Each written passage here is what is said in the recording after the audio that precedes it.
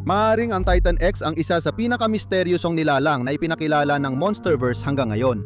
Ang pinakakakaiba, wala tayong malinaw na sagot sa isa sa pinakamahalagang tanong dito o kahit sa ibang Titan. Gaano kalaki ang nilalang na ito? Walang opisyal na taas, walang kumpirmadong bigat at wala ring malinaw na buong katawan na larawan para may kumpara ito sa anumang pamilyar maliban sa kuhang ito ng balyena na siyang pinakamaganda nating basehan sa ngayon. Ganito talaga ang laro ng Monsterverse. Kaya sa halip na maghintay ng opisyal na sagot, gagawin natin kung ano ang pinakamagaling gawin ng Monarch. Pagsasamahin natin ang ebidensya, susundan ang pattern, at aalamin kung gaano kalaki si Titan X. Kamusta? Ako si Jacob. Welcome sa Dangerville. Huwag kalimutang mag-subscribe para sa higit pang Monsterverse Titan videos.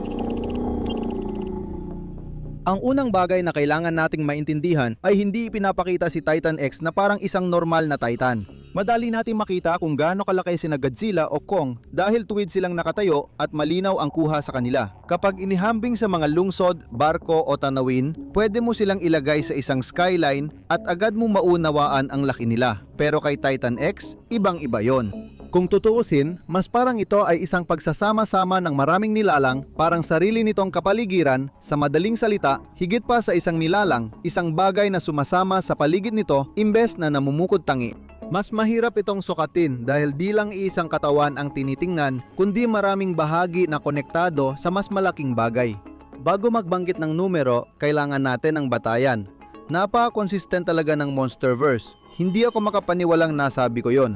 Consistent sila pagdating sa Titan scaling, lalo na sa mas malalaking antas. Si Godzilla ayon sa opisyal ay kasalukuyang halos 400 talampakan ng taas. Iyan ay humigit kumulang 122 metro pero malamang mas malapit siya sa 420 talampakan ng taas o 128 metro ngayon. Pagkatapos mag-evolve, si Kong ay umabot na rin sa halos kaparehong taas sa kanyang adult form pero bahagyang mas mababa. At pagkatapos, meron kang tulad ni Shimo na umaabot sa 533 talampakan o 162 metro kaya isa siya sa pinakamalalaking Titan sa lupa na nakita natin hanggang ngayon. Karamihan sa mga Alpha level Titan ay nasa pagitan ng 350 talampakan at 500 talampakan o 152 metro ang taas. Lahat ng lampas doon ay sobrang grabe na sa puntong ito. Pero dito na nagsisimulang magkaiba si Titan X mula sa iba. Dahil hindi lahat ng Titan ay nasusukat ang laki batay sa taas.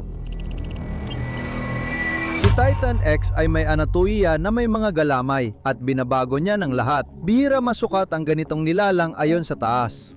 Sa halip, ang tunay nilang sukat ay base sa layo ng naabot nila na siyang pangunahing katangian nila. Kahit hindi mas mataas ang katawan ni Titan X kay Godzilla, pwede pa ring mas malaki ang kabuuang laki niya kapag lubos na iniyunat. Batay sa mga pattern ng sukat sa Monsterverse, isang makatwirang tantiya para sa taas ng pangunahing katawan ni Titan X ay nasa pagitan ng 300 talampakan o 90 metro hanggang 400 talampakan o 122 metro. Malamang na mas malapit sa mas mababang dulo. Pinananatili nitong kabilang siya sa Alpha Titan nang hindi natatabunan ang mga higanteng Godzilla o Shimo sa taas. Pero kapag isinama natin ang buong haba nito, kasama ang mga galamay, nagbabago ng malaki ang bilang na yan.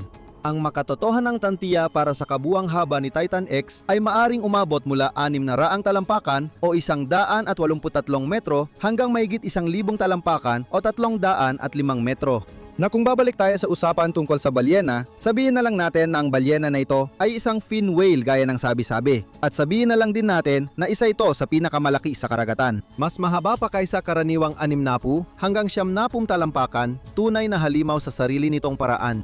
Sabihin na lang natin na ang balyena na ito ay mga 100 talampakan o 33 metro, halos kasing laki ng blue whale. Amerikano ako kaya hirap ako sa metric system. Ginamit ko ang outline ng balyena sa eksenang ito para sukatin ang Titan X. Ngayon, maraming impormasyong maaring mapektuhan dahil sa posisyon ng balyena at Titan X kaugnay ng theoretical na kamerang nagre-record sa kanila. Hindi perpekto ang sukat dahil mas malapit ang balyena sa kamera kaysa kay Titan X, kaya mas malaki itong tingnan kaysa sa tunay nitong laki kumpara kay Titan. Alam ng mga tagahanga ng Lord of the Rings ang ibig kong sabihin. Ang Titan X na malapit dito ay may habang 5,000 at 100 talampakan. Ngayon, kung iunat ang mga galamay ni X dito at isaalang-alang ang pandarayan ng kamera na nabanggit ko. Oo, may saysay ang higit 600 talampakan dito. Para sa haba ng Titan, sa sukat na yan, nalalampasan ni Titan X ang mga tantiya para sa halos lahat ng kilalang Titan maliban na lang siguro kay Tiamat.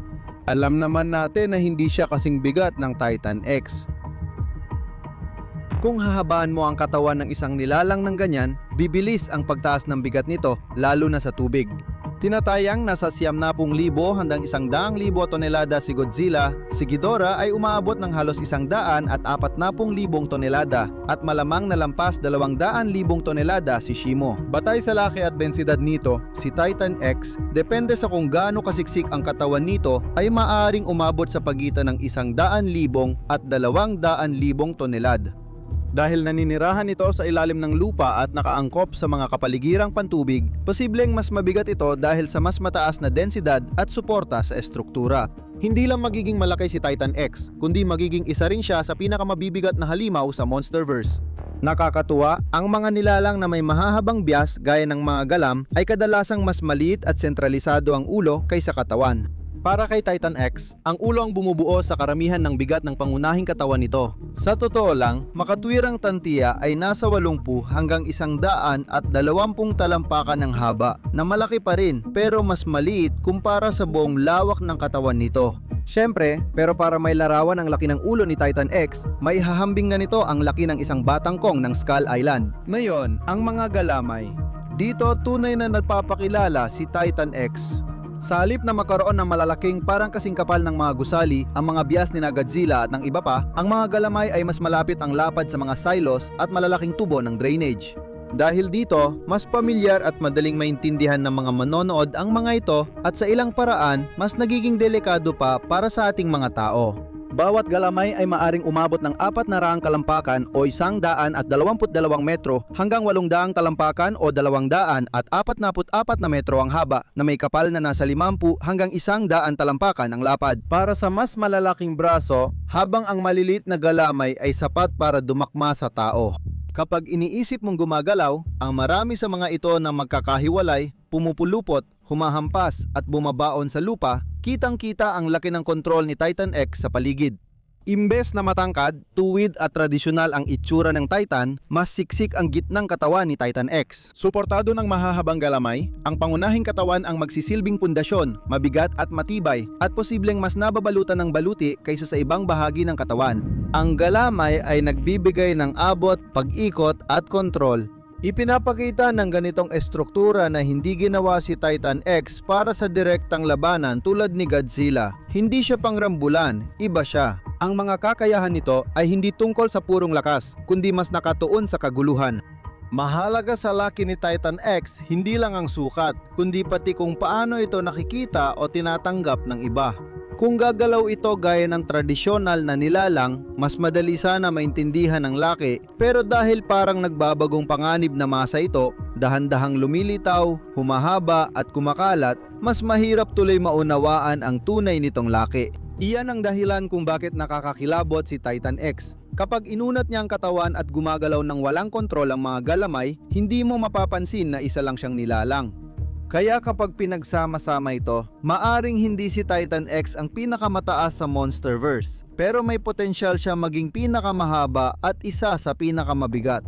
Sa taas ng katawan na may hahambing sa ibang Alpha Titan, kabuang haba na posibleng lumampas pa sa 1,000 talampakan at maraming malalaking galamay na parang mga hiwalay na bahagi ng sarili nito, si Titan X ay kumakatawan sa ibang uri ng sukat, hindi lang taas at laki tulad ni Godzilla, kundi malawak na kontrol sa teritoryo. At maaring iyon ang dahilan kung bakit napakadelikado ng nilalang na ito. Imbes na harapin ng direkta ang kalaban, si Titan X ay gumagamit ng maraming galamay para palibutan, lituhin at daigin sila at gawing sarili nitong sandata ang buong larangan ng labanan. Mas marami pa tayong malalaman dyan kapag natapos na ang kwento ni Titan X sa Monarch. Sa ngayon, ito muna ang mga tansya ko sa laki ni Titan X. Kapag may mas tiyak na opisyal na impormasyon na tayo, gagawa ako ng kasunod na update. Sabihin nyo sa comments kung gusto nyo. Huwag kalimutang mag-subscribe at i-share kung gusto niyo ng ganitong videos. Ako si Jacob. Kita-kits sa susunod. Paalam!